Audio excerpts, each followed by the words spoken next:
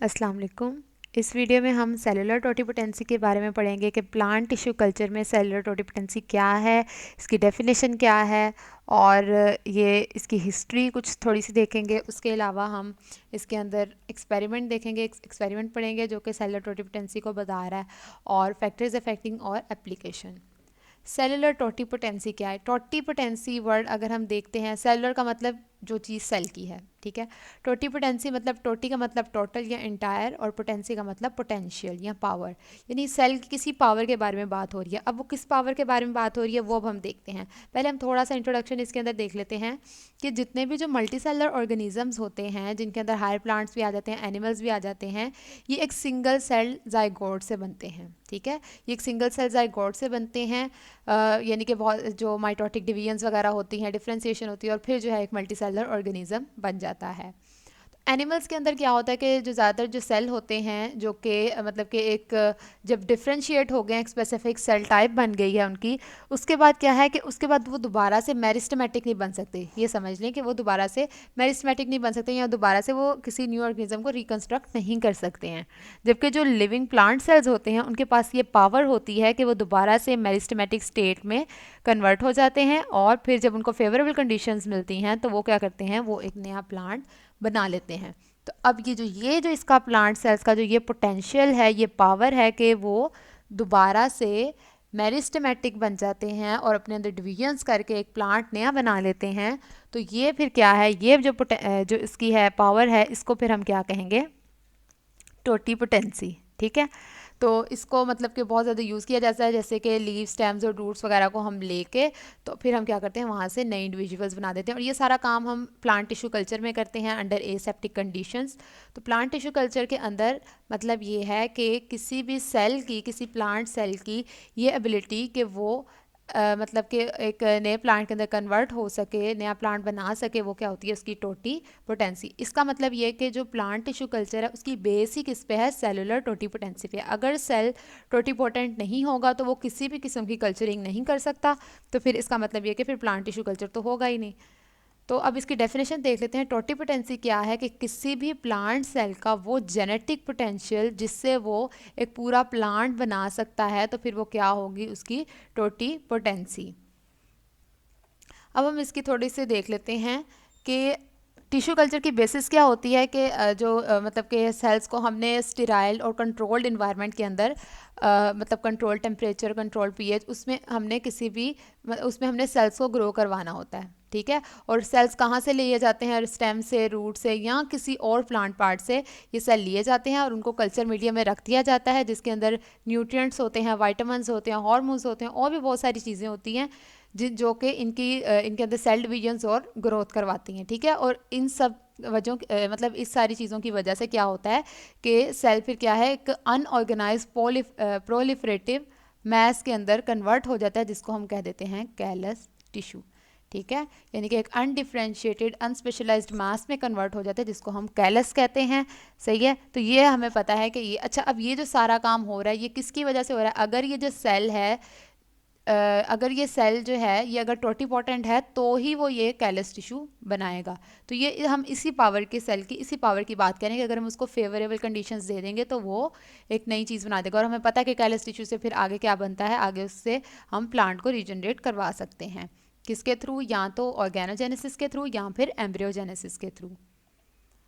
अच्छा, अब यहाँ पर हम कुछ टर्म्स देख लेते हैं। प्लांट जो है डिफ्रेंशिएटेड सेल से, अच्छा डिफ्रेंशिएटेड सेल्स से हम इसलिए कह रहे हैं क्योंकि जब सेल की डिफ्रेंशिएशन हो जाती है ना, तो एनिमल सेल्स जो हैं वो फिर तो वो वाले सेल्स जो हैं वो फिर नहीं बना सकते कोई नया, ठीक है। लेकिन प्लांट के अंदर क्या है, ये डिफ्रेंशिएटेड सेल्स असल में क्या है, यानी कि वो सेल जो एक सेल टाइप से दूसरी सेल टाइप में कन्वर्ट हो चुके हैं, वो बाद में क्या कर रहे हैं, वो बाद में मेरिस्टेमेटिक हो जाते हैं और फिर जो है बाद में वो कैलस बनाते हैं, ठीक है। तो अब क्या है कि इसके अंदर मेनली होता क्या है, plant regeneration from differentiated cell. Differentiated cell से जो है वो रीजनरेशन हो रही है, यानी डिफ्रेंशिएटेड सेल मेरिस्टेमेटिक बन जाते हैं और मेरिस्टेमेटिक बन के फिर वो कैलस बना देते हैं। तो ऐसा प्रोसेस, ऐसा फिनोमिनन जिसके अंदर जो मेच्योर सेल हैं, यानी कि डिफ्रेंशिएटेड सेल और मेच्योर सेल मतलब एक ही, तो डिफ्रेंशिएटेड सेल या मेच्योर सेल क्या होते हैं, दोबारा से जो मेरिस्टेमेटिक स्टेट में चले जाते हैं उसको हम कहते हैं डी डिफ्रेंसिएशन, ठीक है। और उसके बाद जो है जब वो मेरिस्टेमेटिक स्टेट में चले जाएंगे तो वो क्या करेंगे, वो कैलस बनाएंगे।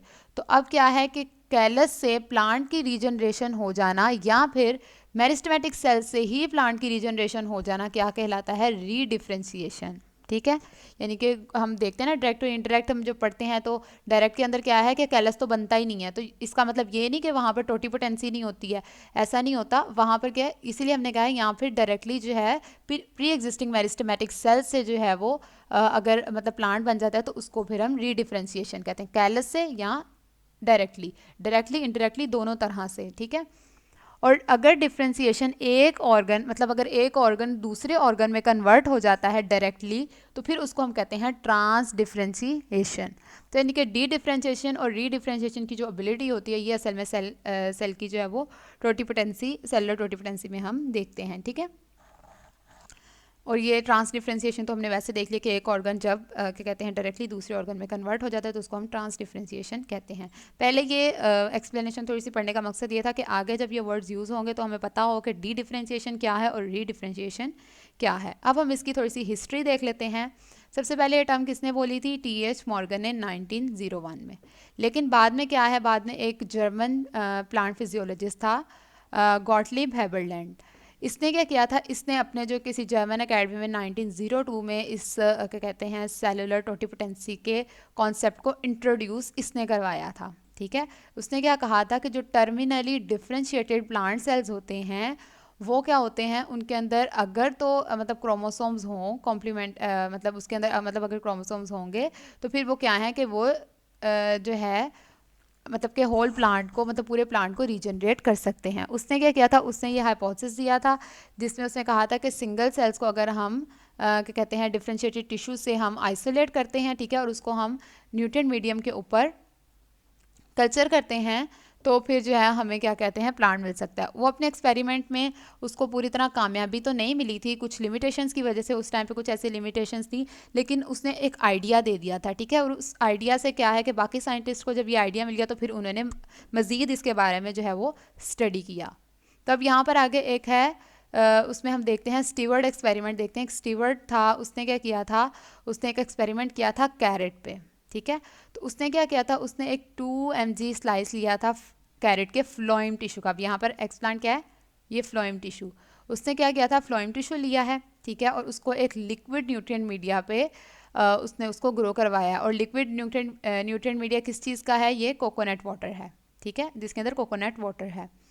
अच्छा, अब उसने देखा कि क्या कहते हैं उस अच्छा अब जो इसके अंदर हमने प्लांट का पार्ट लिया उसको हम क्या कहते हैं, एक्सप्लांट, जैसे मैंने पहले बता दिया। ठीक है, फिर क्या है कि जो लिक्विड मीडिया है इसको कुछ उसने मतलब कि रख दिया, उसने थोड़ी देर के लिए उसको रख दिया। ठीक है, उसके बाद क्या है कि उसने देखा कि क्या कहते हैं जो सेल है वो किस में कन्वर्ट हो जाता है, कैलस में, मतलब उसके अंदर डिविजन्स होती हैं और वो एक अनडिफ्रेंशिएटेड टिश्यू में कन्वर्ट हो जाता है जिसको उसने क्या कहा, कैलस।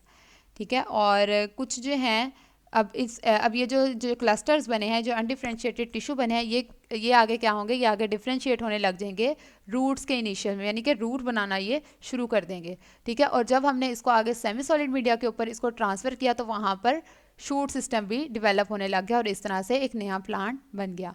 ठीक है, और जब एक नया प्लांट मतलब एक प्लांटलेट बन गया, छोटा सा प्लांट बनने लग गया, तो फिर उसको जो है पॉट में ट्रांसफ़र कर दिया गया ताकि वहाँ पर एक पूरा प्लांट बन जाए। तो स्टीवर्ट के एक्सपेरिमेंट ने क्या कहा था कि उसने कहा था कि प्लांट के जो मेच्योर सेल्स भी होते हैं, जैसे हमने बिल्कुल स्टार्ट में बात की कि मेच्योर सेल्स या फुली डिफरेंशिएटेड सेल्स जो होते हैं वो डी डिफ्रेंशिएशन कर सकते हैं, यानी कि वो डिवाइड कर सकते हैं और फिर उसके बाद वो री डिफ्रेंशिएशन कर सकते हैं और नया प्लांट बना सकते हैं। ठीक है, यानी कि जो डिफरेंशिएटेड सेल्स हैं वो डी डिफ्रेंशिएशन करेंगे। डिफरेंशिएशन, अच्छा यहाँ पर एक चीज़, डिफरेंशिएशन में क्या होगा कि एक प्लांट है, ठीक है,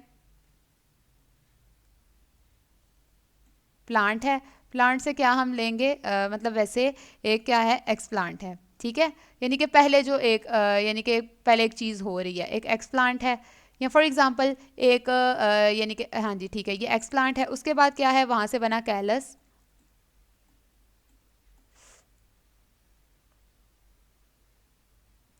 और कैलस से फिर क्या बना हमारा, फिर प्लांट बन गया। ठीक है, अब बात ये है, अब ये जो प्लांट है, ये जो नया प्लांट बना है, ये जो प्लांट बना है, अब इसके सेल्स क्या हैं, इसके सेल्स क्या हैं, अब मेच्योर हो गए हैं। ठीक है, डिफ्रेंशिएट हो गए हैं। अब अगर हम इस प्लांट से आगे फिर दोबारा से अब हम इस प्लांट से क्या लेते हैं, एक्स प्लांट, ठीक है, और उसके बाद हम ये सारी चीज़ें दोबारा से करते हैं। फिर उसके बाद क्या होगा जी, कैलस बनेगा, कैलस से फिर प्लांट बनेगा। तो पहले तो ये सिंपल ये था कि ये था डिफ्रेंशिएशन, ठीक है, डिफ्रेंशिएशन हो रही।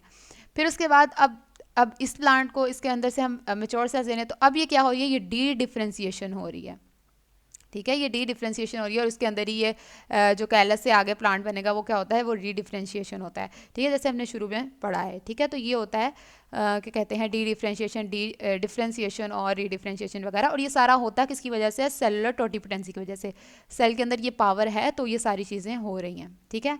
और प्लांट टिश्यू कहाँ से लिए जा सकते हैं, रूट से, स्टेम से, लीव से, vegetative word, floral word, anther, embryo culture, ये सारे जो हैं इनके अंदर सेलुलर टोटिपोटेंसी होती है।